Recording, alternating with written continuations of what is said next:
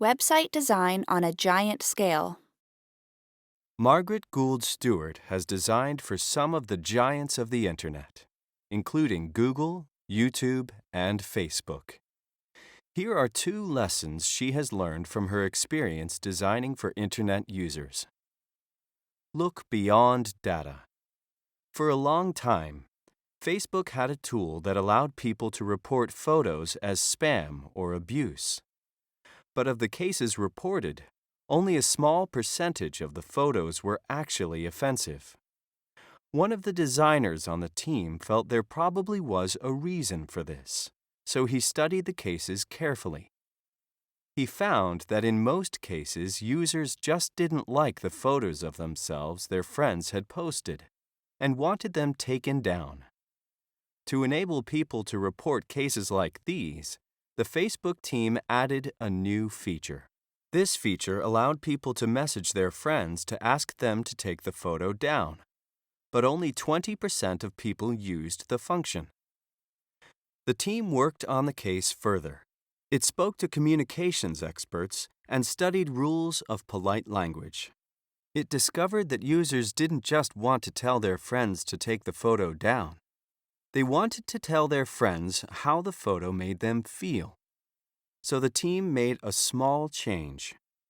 People could select a message to explain why they didn't like it, such as, "It's embarrassing." This small change had a huge impact. 60% of people who reported photos used the function. Surveys showed that people on both sides of the conversation felt better as a result. While data about how people are using a product can help designers make decisions, it isn't always as simple as following the numbers. Other factors such as intuition, research, and testing of design are equally important. As Stewart points out, data can help you make a good design great, but it will never make a bad design good. Introduce change carefully. At one time, YouTube was looking for ways to encourage more people to rate videos.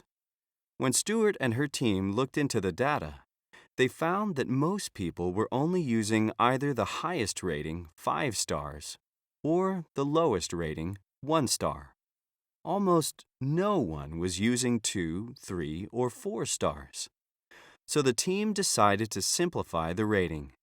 It gave users a choice between good or bad, thumbs up or thumbs down.